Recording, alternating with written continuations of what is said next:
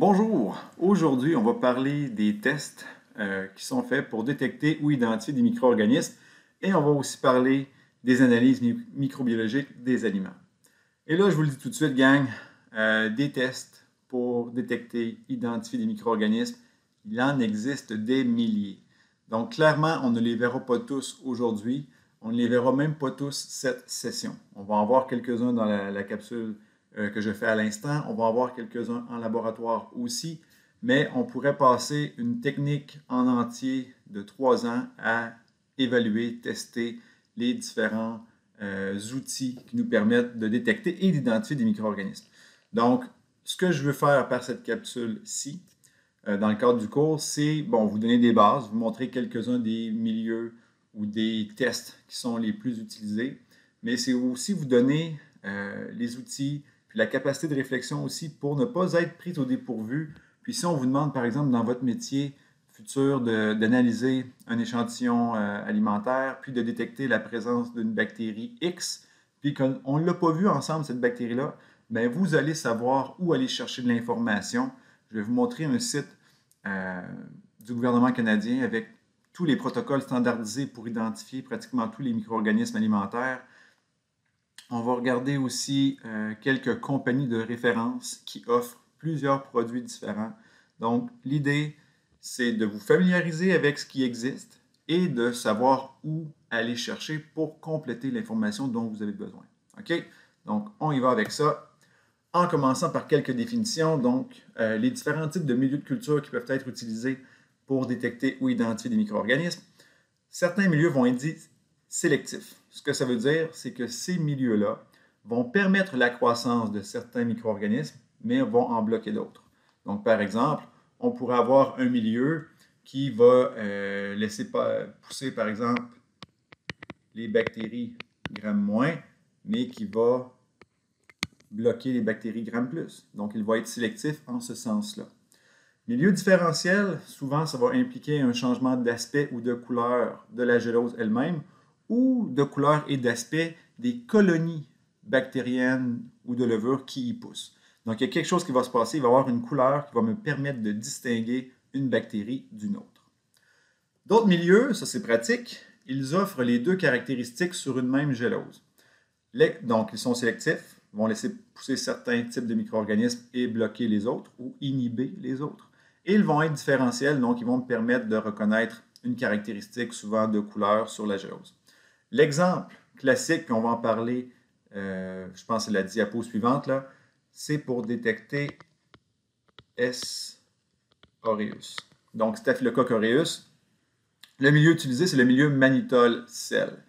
Il est sélectif parce qu'il possède une forte concentration en sel, donc c'est 7,5% de sel pour être exact. Donc cette concentration de sel-là, c'est une forte pression osmotique et elle va inhiber les bactéries qui ne la tolèrent pas.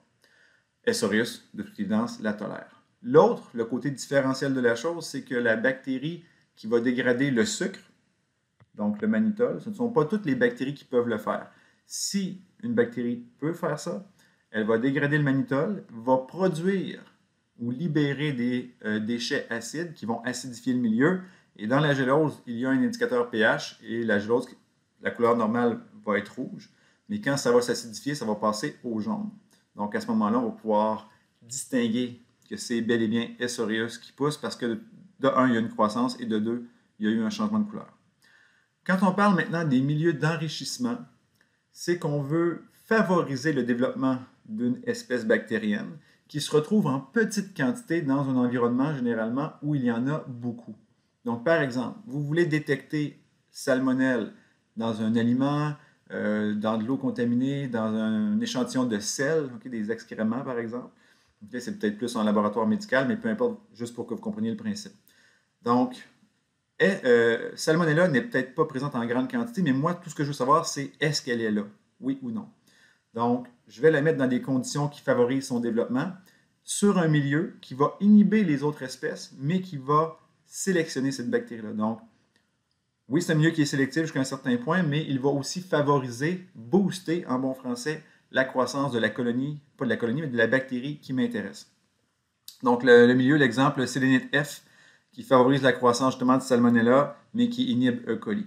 Donc, par exemple, dans un échantillon de sel, ça se pourrait qu'il y ait beaucoup de E. coli, mais si on veut détecter Salmonella, on peut prendre un milieu comme celui-là. Donc, milieu d'enrichissement, souvent dans le milieu alimentaire, si on veut juste savoir si une bactérie est présente, on va toujours passer par une étape d'enrichissement avant de faire des tests biochimiques et d'identifier la bactérie comme telle. Milieu enrichi, c'est un milieu qui, de façon intrinsèque, contient plein d'éléments nutritifs qui peuvent convenir à la plupart des bactéries. Le meilleur exemple, c'est la gélose 100. Gélose 100, c'est techniquement, c'est une gélose de base, donc qui contient tous les éléments nutritifs, à laquelle on a rajouté littéralement des globules rouges de mouton. Donc, ces globules rouges-là peuvent contenir des substances nutritives qui vont permettre la croissance des micro-organismes.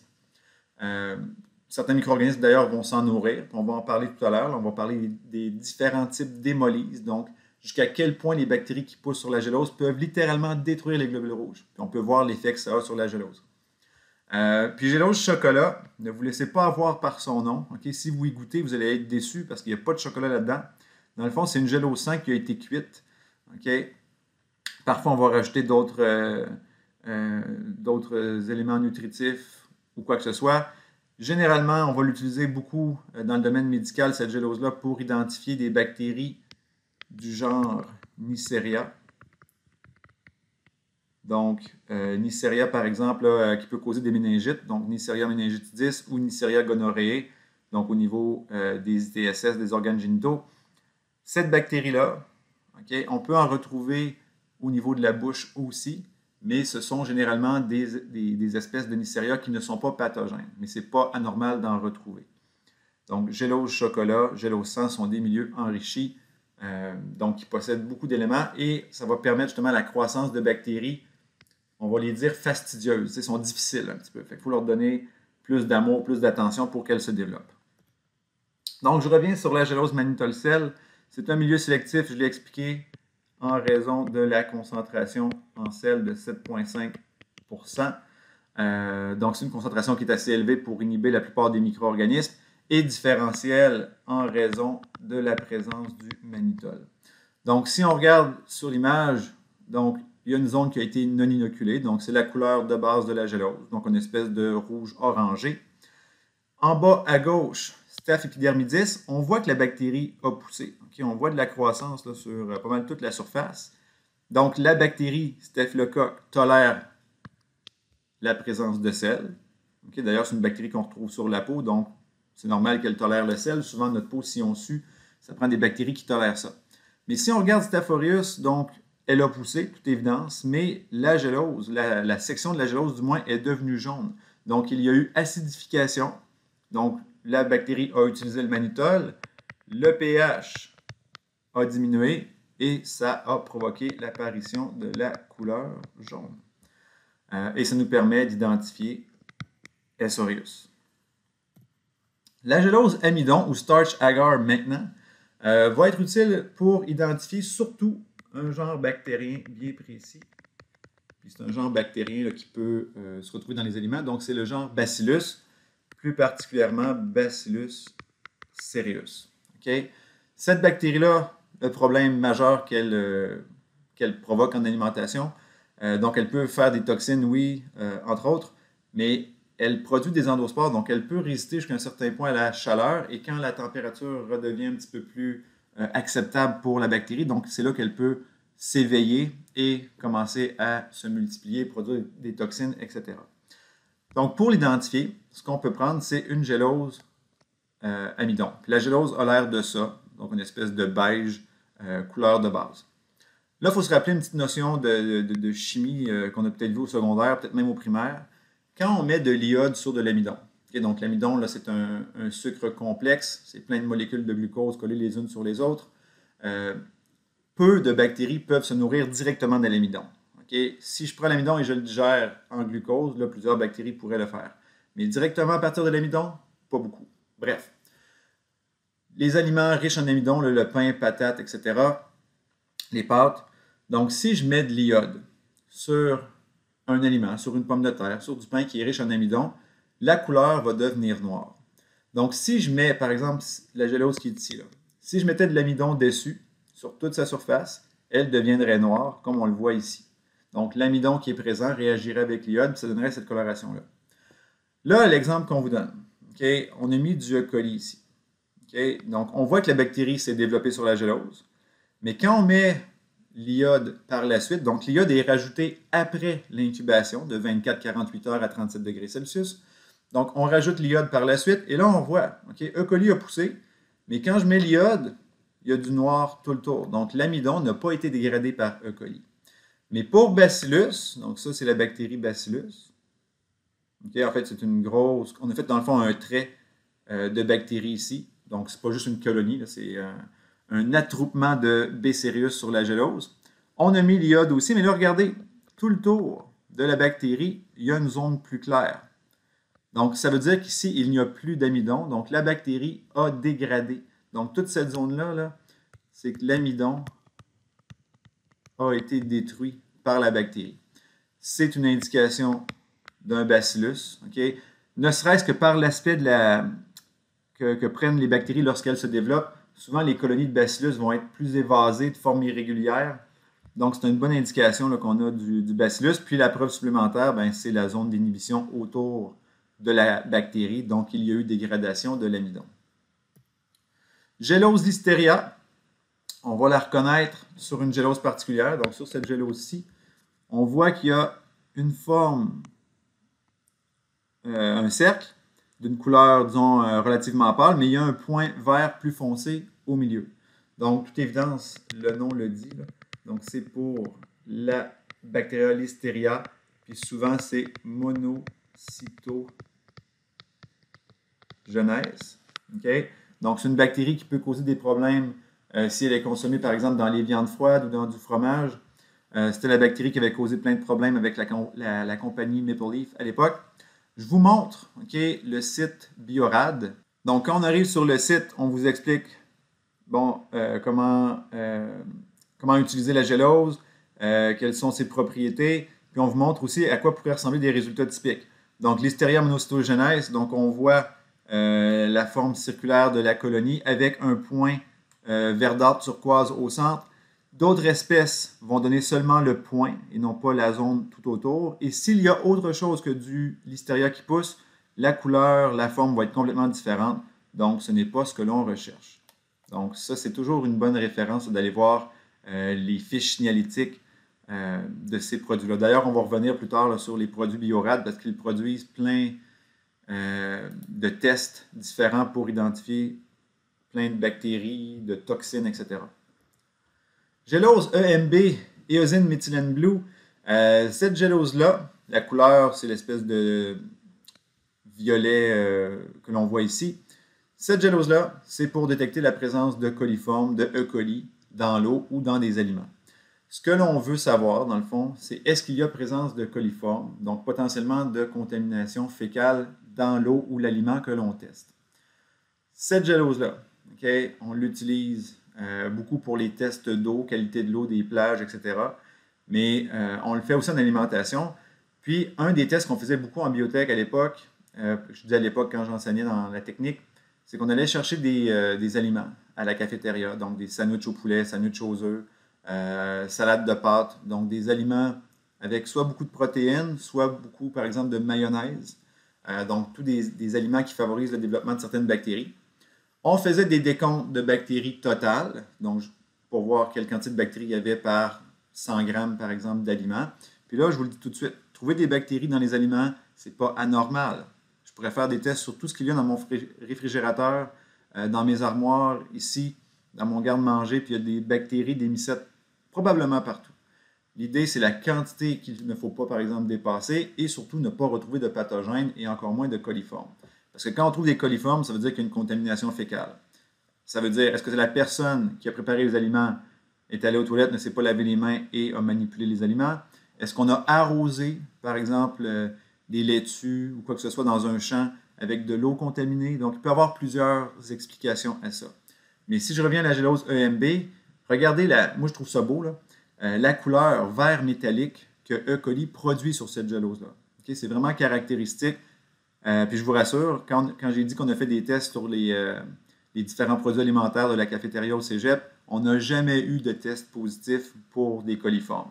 On a vu des bactéries sur d'autres géloses, on a fait des décomptes, mais jamais on a eu la présence de coliformes. Donc ça, c'est une très bonne note que je donne au service alimentaire de l'école. La gélose HE, c'est une gélose qui nous permet de distinguer plusieurs types d'entérobactéries. Donc, on va vouloir, par exemple, distinguer E. coli de salmonelle ou de shigelle. La couleur normale de la gélose, c'est ce qu'on voit sur les deux géloses en haut à droite. Donc, une gélose qui est normalement verdâtre turquoise. Shigella, qui est un pathogène de l'intestin, vous ne voulez pas avoir ça, ça cause des diarrhées, plein de troubles, va avoir une apparence translucide sur la gélose. Là, vous allez me dire, ben, il me semble qu'elle a l'air verte, oui, mais c'est la couleur de la gélose, dans le fond, qui me donne cette impression-là. Donc, il n'y a pas de pigmentation pour Shigella. Salmonelle, okay, elle réagit beaucoup avec les composés de soufre, production d'H2S. Donc, les colonies de cette bactérie-là vont tout le temps être noires sur des géloses comme celle-là. Puis on va voir que cette propriété-là nous permet d'identifier cette caractéristique-là sur plusieurs milieux ou plusieurs géloses. Donc, salmonelle, dans ce cas-ci, production de pigments noirs lorsque ces colonies se développent. Puis, E. coli, ben, elle est assez frappante, c'est la couleur orange qui apparaît, qui va être vraiment très facile à voir parce que non seulement la colonie prend cette couleur-là, mais même la gélose va changer de couleur parce que la bactérie va libérer beaucoup de déchets dans la gélose qui vont provoquer cette couleur-là.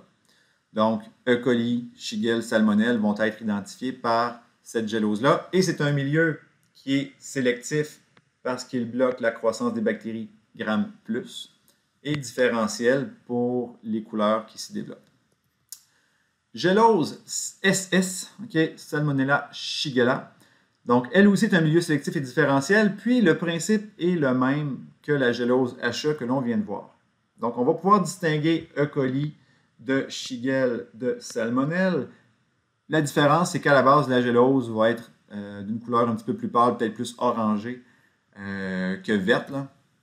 Donc, salmonelle, encore une fois, regardez la couleur. Il y a encore le pigment noir qui apparaît. Donc, le H2S. Shigella, on ne le voit pas très bien sur l'image, mais c'est encore une fois une bactérie translucide, tandis que E. coli sur cette gélose-là va me donner une couleur un petit peu plus rosée, aspect un petit peu visqueux.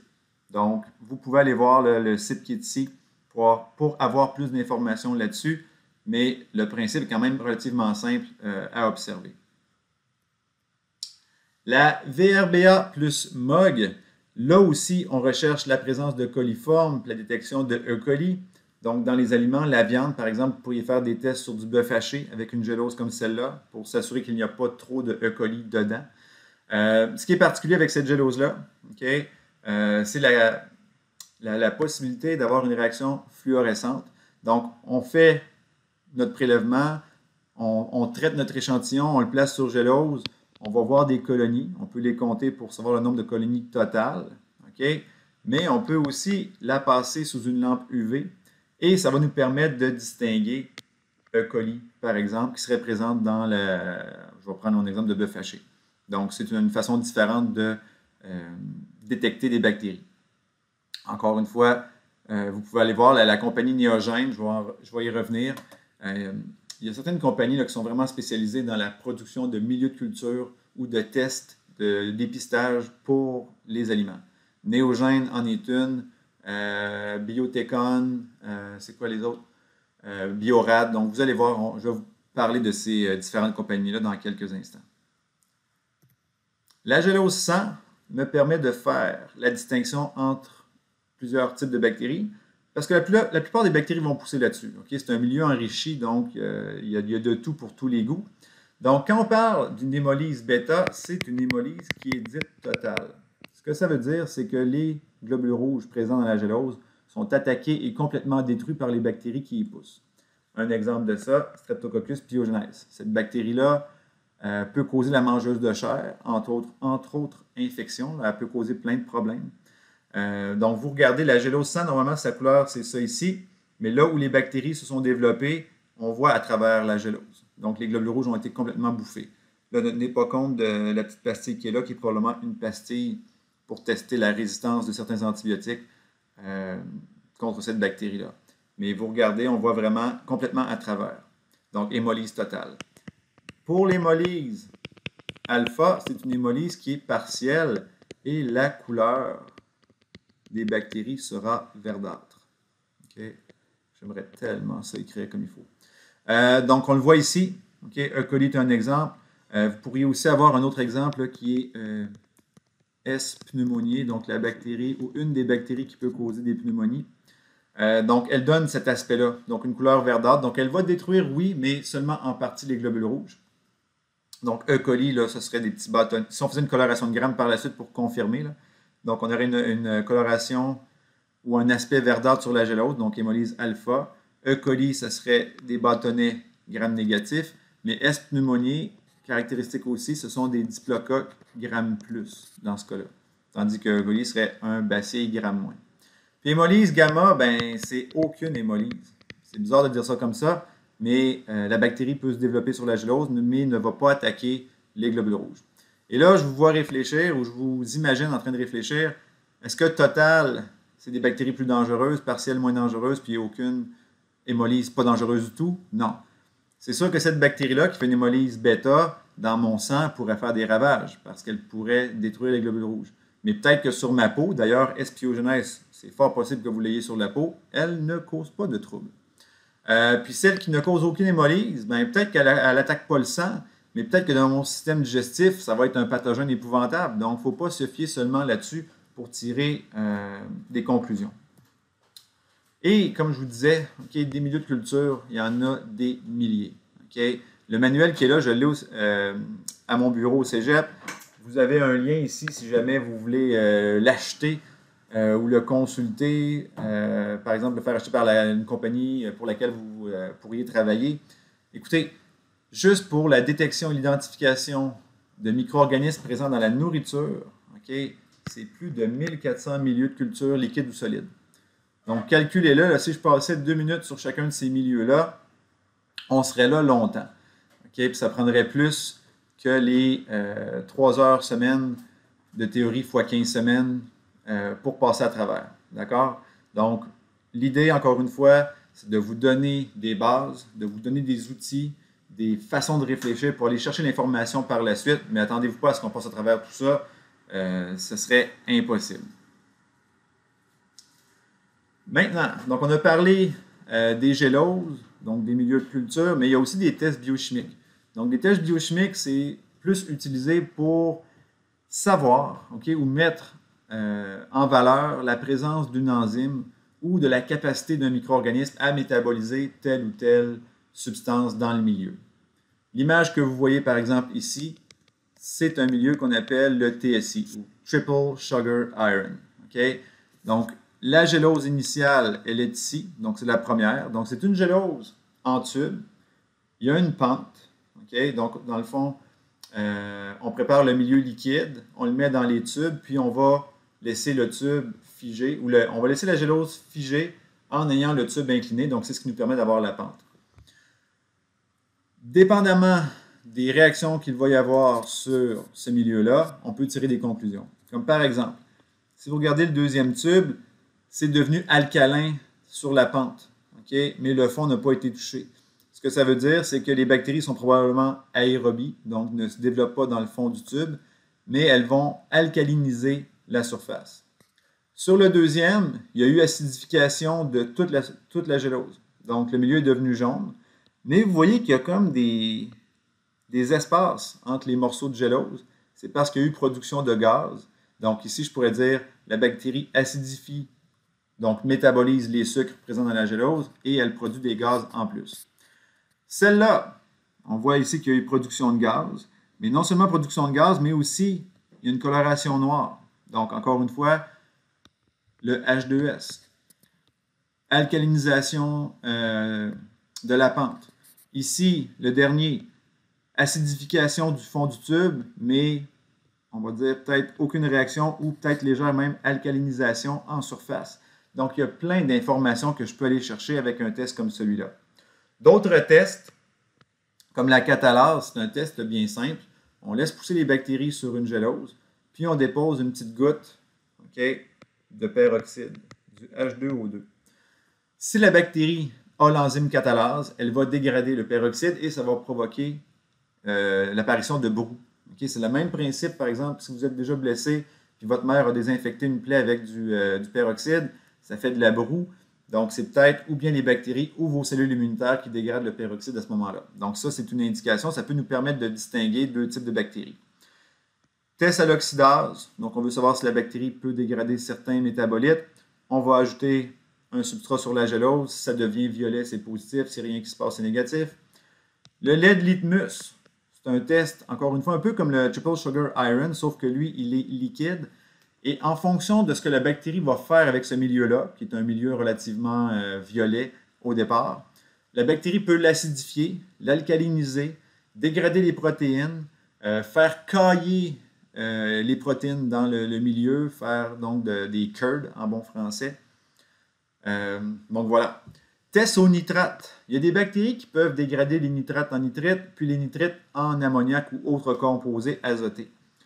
Ça, okay, l'industrie alimentaire en tire profit, okay, parce que souvent, dans les, je vais prendre un exemple des viandes froides, les compagnies peuvent ajouter des nitrates ou des nitrites pour limiter la croissance de bactéries comme du Clostridium. D'accord? Mais les nitrates ou nitrites peuvent avoir mauvaise presse parce que souvent, si on fait chauffer ces substances-là, elles peuvent devenir cancérigènes quand on les consomme. Donc là, les gens sont mieux renseignés, savent que ce n'est pas bon pour eux, les nitrates ou les nitrites, donc on essaie de diminuer notre consommation de produits comme ceux-là. Mais là, l'industrie, elle triche un peu des fois. Ce qu'elle va prendre, okay, elle veut mettre du nitrate ou du nitrite dans ses viandes froides parce que ça permet de les conserver plus longtemps. Mais regardez bien, dans le céleri, okay, il y a beaucoup de nitrate, naturellement. Donc, on va extraire le jus du céleri, riche en nitrate, puis on va mettre des bactéries qui ont la capacité de dégrader les nitrates en nitrites. Donc, on prend le jus de céleri, on met les bactéries là-dedans, ou divers micro-organismes. Les nitrates sont transformés en nitrites. On récupère ce liquide-là qu'on laisse sécher et on va mettre cette substance-là sur les viandes froides par la suite. Et là, dans les ingrédients ou sur l'emballage, ça va être écrit sans ajout de nitrate ou sans ajout de nitrite. Mais techniquement, c'est plus ou moins vrai parce que ce qu'on a, puis vous regarderez les ingrédients, là, ça va être écrit extrait de céleri. Fait que là, vous dites, wow, ils ont rajouté des légumes dans ma viande, pourquoi pas. Mais l'extrait de céleri, dans le fond, il est ajouté parce qu'il contient des nitrites.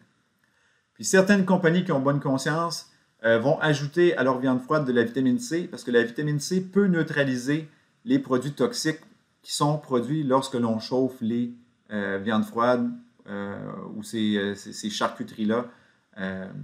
Voilà. Donc, c'est des petits trucs comme ça. Mais bref, on peut identifier des bactéries qui dégradent les nitrates. Il y a des tests, ça c'est une série de 4 tests IMVIC qui nous permet de différencier des entérobactéries.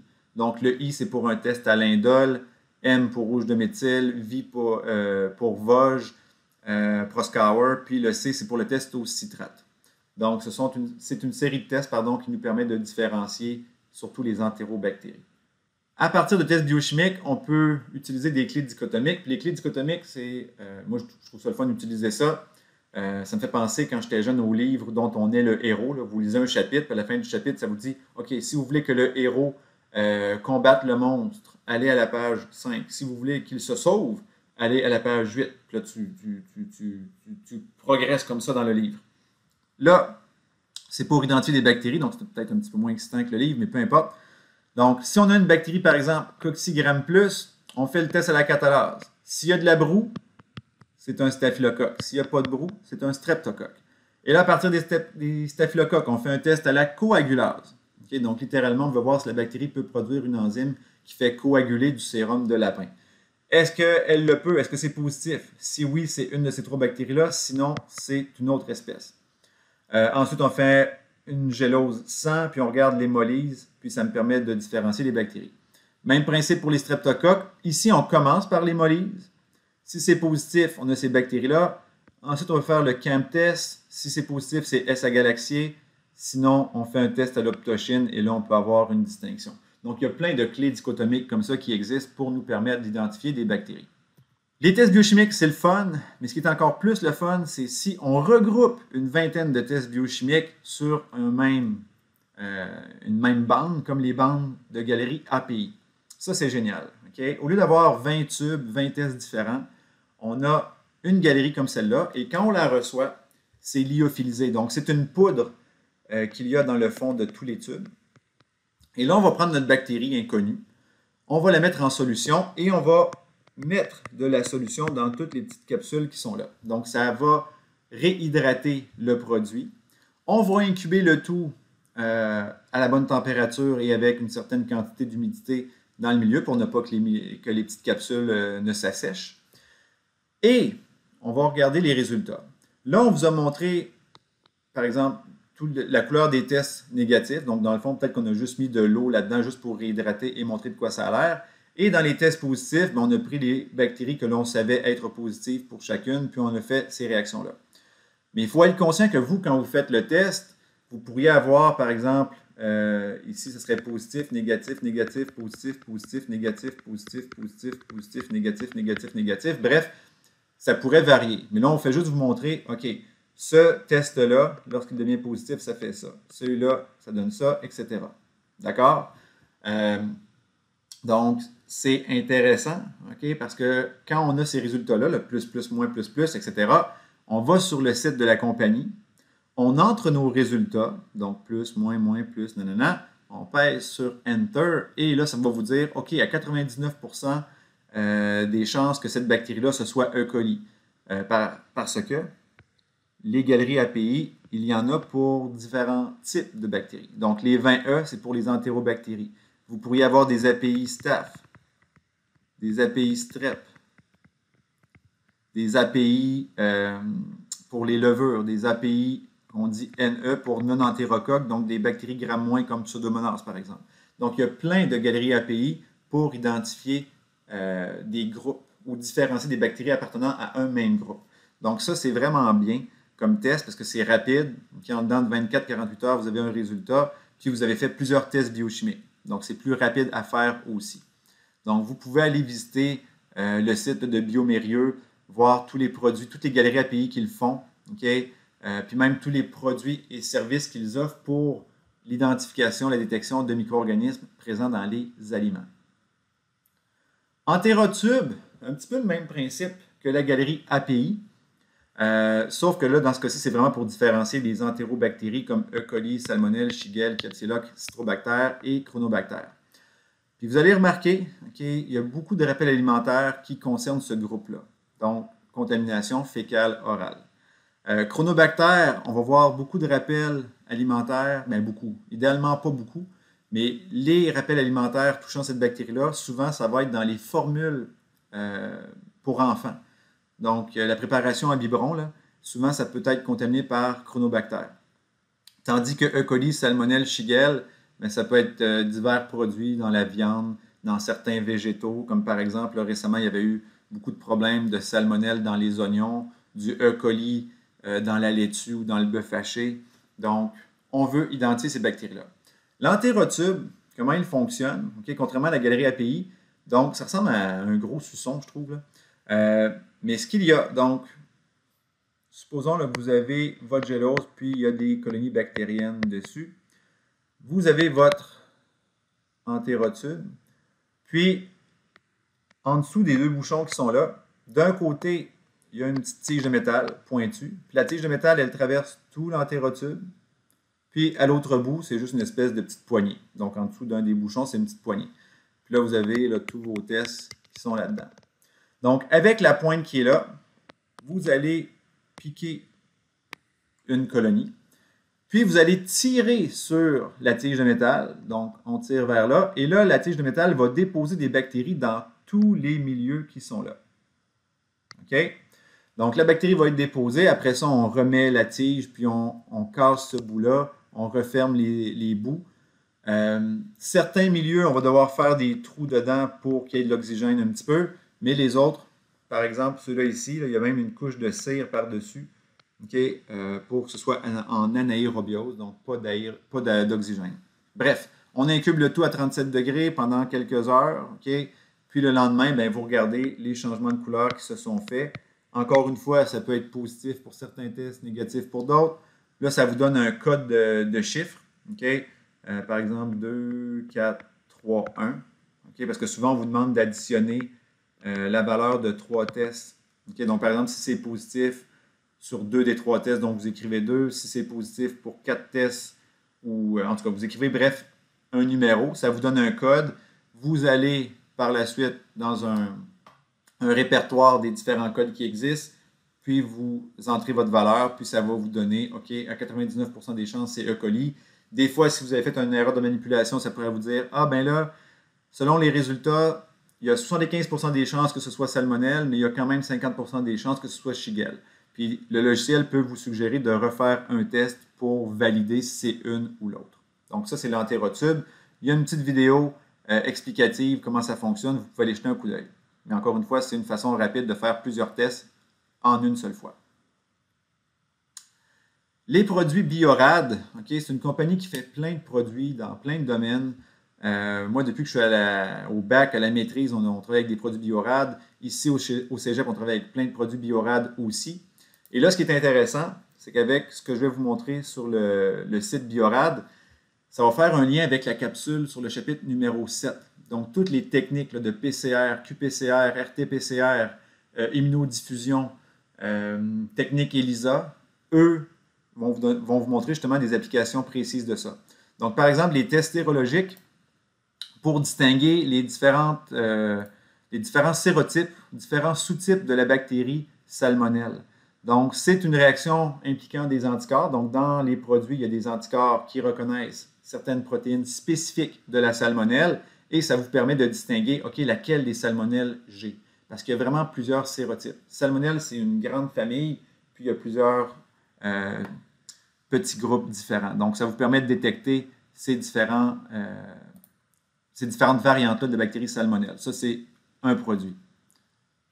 Donc, c'est un test sérologique avec des anticorps. Vous avez différents milieux de culture, donc qui vont vous permettre de détecter la présence de pathogènes dans la bouffe ou de démontrer un indicateur de la qualité. Donc, combien de micro-organismes totaux on retrouve. Donc, par exemple, pour les pathogènes, là, on va vous montrer le même que tout à l'heure, donc la gélose pour la listeria. Il y a pour Chronobacter aussi, E. coli O157H7, maladie du hamburger, listeria, salmonelle, vibrio. Okay, les vibrios, ce sont des bactéries qui peuvent se retrouver dans l'eau, même l'eau salée. Donc, fruits de mer pourraient être contaminés par des vibrios. Ou en eau douce, ça pourrait être le choléra aussi. Donc, il y a plein de produits pour ça. Indicateur de qualité, donc comme je vous disais, là, on veut plus savoir la quantité totale de micro-organismes sans savoir des espèces parfois précises. Donc, vous avez plein de tests là-dessus.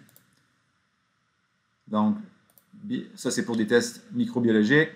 Vous avez par la suite des tests okay, pour du PCR ou du QPCR, donc du PCR en temps réel.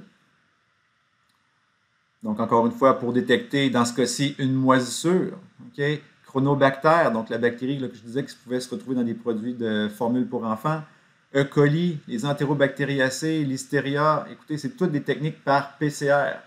Donc, ça, sont des tests qui sont rapides aussi.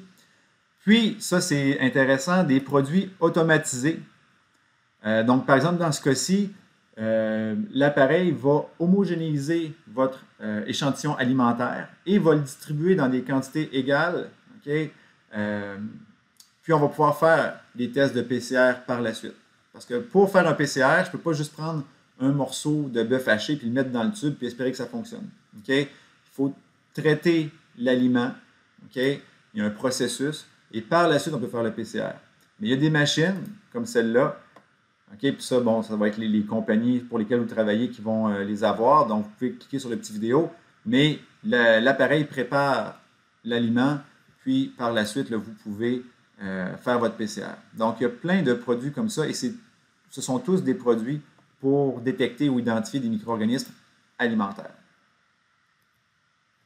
Même principe pour la compagnie Biotecon Diagnostics.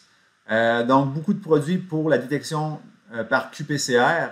Donc, on peut vouloir détecter des pathogènes d'origine alimentaire, donc salmonelle, listeria, les micro-organismes d'altération, donc des mycètes, des levures, des bactéries qui ne vous rendent pas malade, mais qui vont détruire, dans le fond, l'aliment.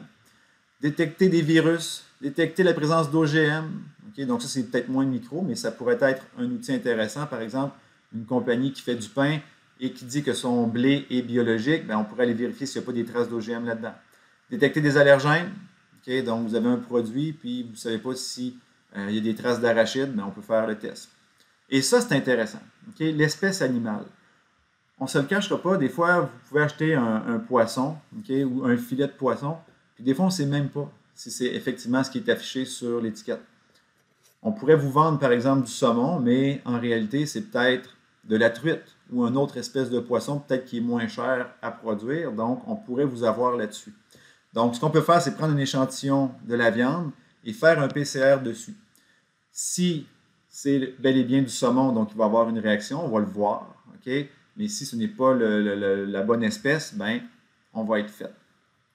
Donc, encore une fois, vous pouvez aller voir le catalogue, disons, des produits qui sont disponibles. Écoutez, il y en a plein. Okay? Donc, les pathogènes alimentaires, les mycètes d'altération ou micro-organismes d'altération, virus, comme j'ai dit, là, toute la collection est là. Même des fois détecter certains médicaments ou certains antibiotiques okay, qui pourraient être présents dans la nourriture. Donc, on peut faire plein de tests comme cela. Okay?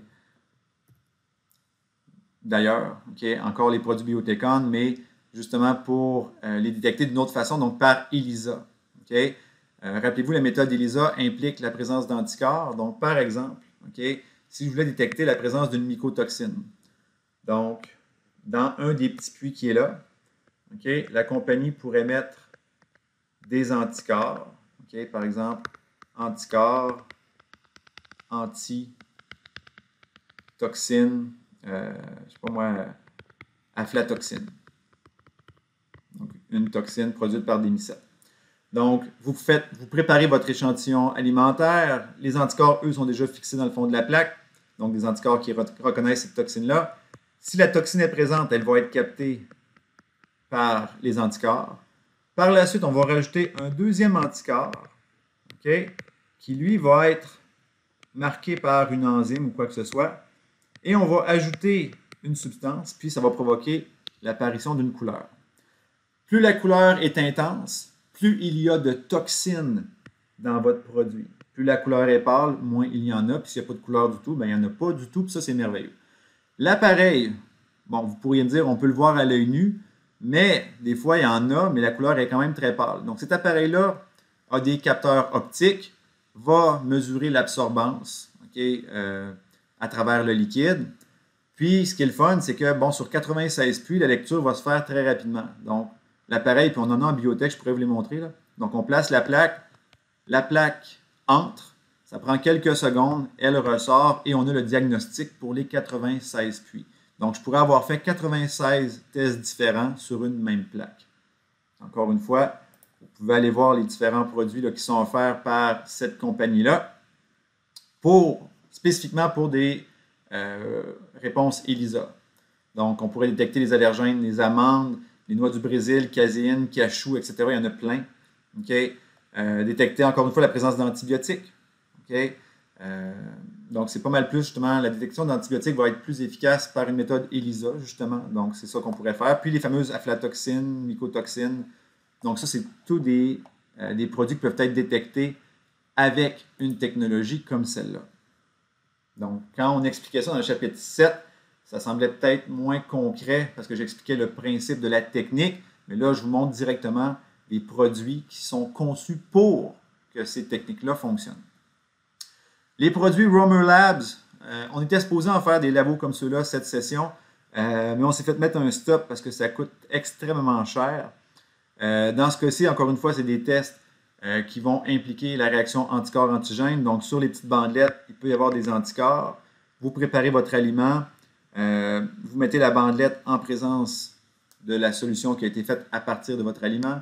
Si l'antigène se colle sur l'anticorps, ça va faire un précipité et il peut y avoir apparition de bandes colorées sur votre bandelette qui est ici.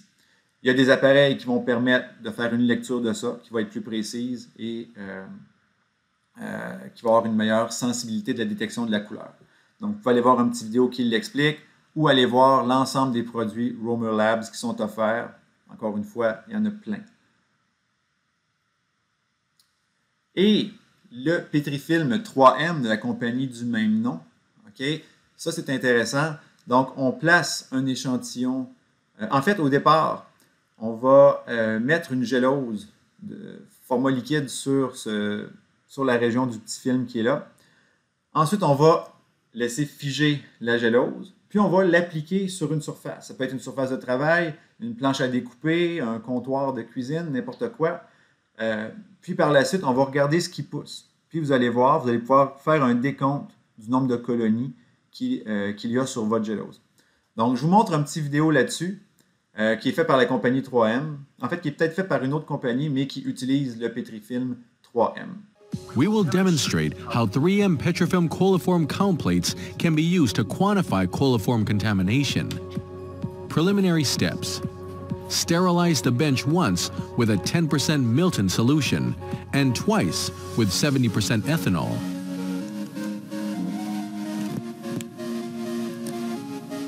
Make sure to label the covers of the petrifilms prior to inoculation.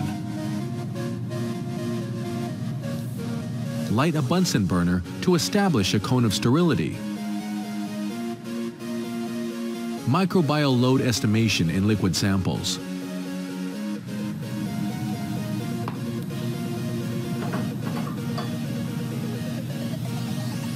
The 3M Petrifilm plate system is used in many microbiology-related industries and fields to culture various microorganisms. Juste faire une petite pause ici pour montrer peut-être des petites erreurs que j'aimerais que vous ne fassiez pas. De un, j'aimerais que la technicienne porte des lunettes. Ça, c'est une chose. De deux, vous remarquerez qu'elle fait entrer sa micropipette complètement dans le tube. L'embout, généralement, est stérile, mais cette partie-là de la micropipette ne l'est pas. Donc, elle pourrait toucher l'intérieur du tube et le contaminer. Donc, ce que j'aimerais, c'est qu'on penche le tube pour que le liquide se rapproche du bord et que la personne aille chercher ce liquide-là avec la micropipette.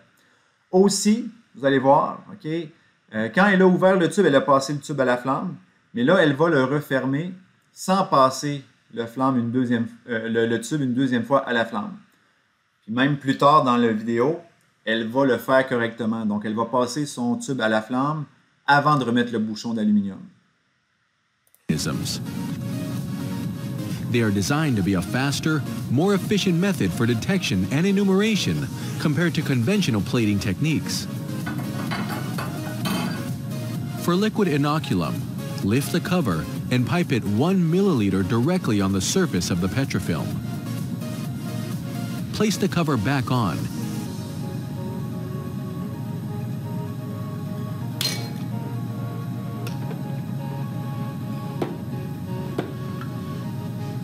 And use the spreader to distribute the inoculum load evenly.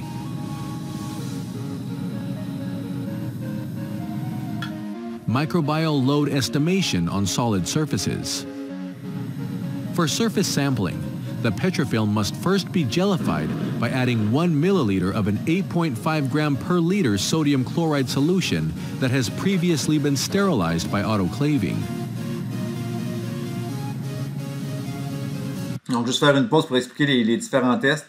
Dans un des tests, on a ajouté un échantillon, par exemple, c'était du lait. Donc, on a ajouté cet échantillon-là directement sur la gélose. Dans la technique qu'elle fait présentement, elle va ajouter une substance nutritive qui va se gélifier sur le pétrifilm et elle va par la suite faire un prélèvement dans l'environnement. C'est ce que je disais tantôt. Avec mon exemple, quand je disais qu'on pouvait faire des prélèvements sur une surface de travail, sur une planche à découper. Donc, c'est cette technique-là, exactement.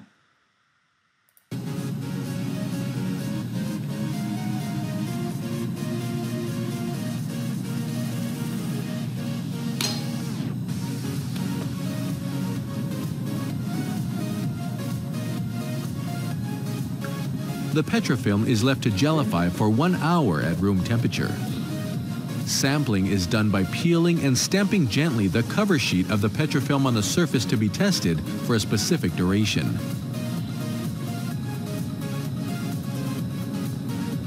The cover is then gently peeled off the test surface and closed upon the back cover.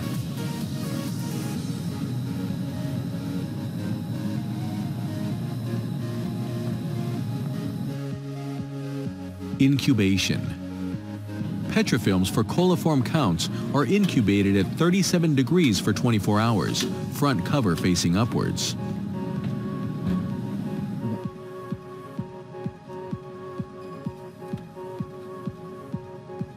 Coliforms will appear as red colonies, with or without gas production, and can be estimated either per square centimeters using the yellow grid as reference, or relative to the initial volume of inoculum. Thanks for watching. Please subscribe to our channel for more IB Science videos. Voilà pour ça. Donc, je vous invite encore une fois à aller voir le site 3M parce qu'il y a des... en fait, on peut le regarder ensemble, mais il y a plusieurs outils, encore une fois, qui sont disponibles pour diverses bactéries, pour diverses circonstances, divers environnements. Donc voilà, okay, des pétrifilms pour plein de choses, okay, plein de micro-organismes plus précis. Donc, il y en a une diversité très importante. Donc, ce sont tous des outils qui pourraient avoir un intérêt pour vous, éventuellement, en fonction de ce que l'on recherchera dans votre milieu de travail. Puis, il y a une petite vidéo aussi qui a été faite spécialement avec le pétrifilm pour salmonelle. Vous pouvez aller le voir. Les produits néogènes, écoutez, ça finit par être un petit peu répétitif, mais encore une fois, c'est une autre compagnie, donc vous pouvez aller jeter un coup d'œil sur le site. Mais encore une fois, on peut détecter les micro-organismes d'altération, les mycotoxines, allergènes alimentaires, des pathogènes. Okay, donc, on regarde par exemple ici, quand il y a seulement une bande, généralement, c'est un test qui est négatif. Mais si j'ai une deuxième bande qui apparaît, là, ça voudrait dire que l'allergène, par exemple, est présent dans l'aliment. Donc, allez jeter encore une fois un coup d'œil aux différents produits pour la sécurité alimentaire faits par la compagnie Néogène.